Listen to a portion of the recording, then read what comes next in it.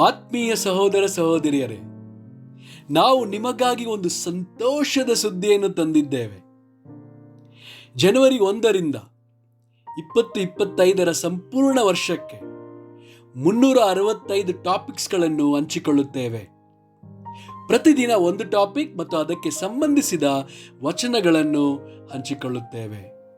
ಇದನ್ನು ಕೇಳಿ ಧ್ಯಾನಿಸಿ ಆಶೀರ್ವಾದ ಹೊಂದಬೇಕೆಂದು ಪ್ರೋತ್ಸಾಹಿಸುತ್ತೇನೆ. ದಯವಿಟ್ಟು ಸಬ್ಸ್ಕ್ರೈಬ್ ಮಾಡಿ ನಿಮ್ಮ ಸ್ನೇಹಿತರೊಂದಿಗೆ ಹಂಚಿಕೊಳ್ಳಿ.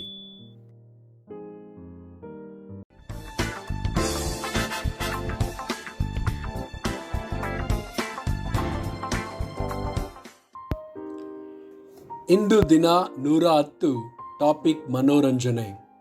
2 ತಿಮೋಥೆಯನಿಗೆ 3 ವಚನ 1ರಿಂದ 4.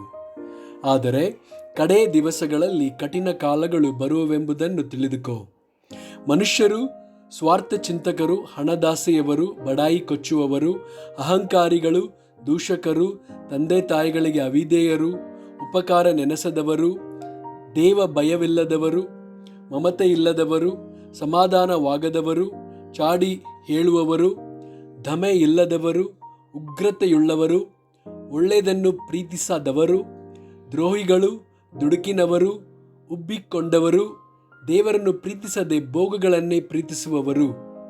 ಫಿಲಿಪಿಯರಿಗೆ 4 ವಚನ 8.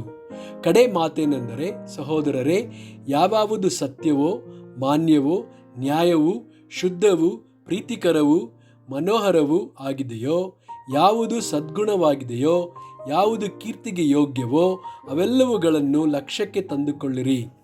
1 ಕೊರಿಂಥಿಯದವರೆಗೆ 10 ವಚನ 31. ಹೀಗಿರಲಾಗಿ ನೀವು ಉಂಡರೂ ಕುಡಿದರೂ ಇನ್ನೇನು ಮಾಡಿದರೂ ಎಲ್ಲವನ್ನು ದೇವರ ಘನತೆಗಾಗಿ ಮಾಡಿರಿ. ಕೀರ್ತನೆಗಳು 101 ವಚನ 3. ಯಾವ ನೀಚವಾದ ಕಾರ್ಯವನ್ನೂ ದೃಷ್ಟಿಸುವುದಿಲ್ಲ, ದುರಾಚಾರವನ್ನು ಹಗೆ ಮಾಡುತ್ತೇನೆ, ಅದರ ಗೊಡವೆಯೇ ನನಗೆ ಬೇಡ. ಕೊಲೊಸ್ಸೆಯವರೆಗೆ 3 ವಚನ 17. ನೀವು ನುಡಿಯಿಂದಾಗಲಿ ನಡೆಯಿಂದಾಗಲಿ ಏನು ಮಾಡಿದರೂ ಅದೆಲ್ಲವನ್ನು ಕರ್ತನಾದ ಯೇಸುವಿನ ಹೆಸರಿನಲ್ಲಿಯೇ ಮಾಡಿರಿ. ಆತನ ಮೂಲಕ ತಂದೆಯಾದ ದೇವರಿಗೆ ಕೃತಜ್ಞತಾಸ್ತುತಿಯನ್ನು ಸಲ್ಲಿಸಿರಿ. ರೋಮಾಪುರದವರೆಗೆ 12 ವಚನ 2. ಇಹಲೋಕದ ನಡವಳಿಕೆಯನ್ನು ಅನುಸರಿಸದೆ ನೂತನ ಮನಸ್ಸನ್ನು ಹೊಂದಿಕೊಂಡು ಪರಲೋಕ ಭಾವದವರಾಗಿರಿ.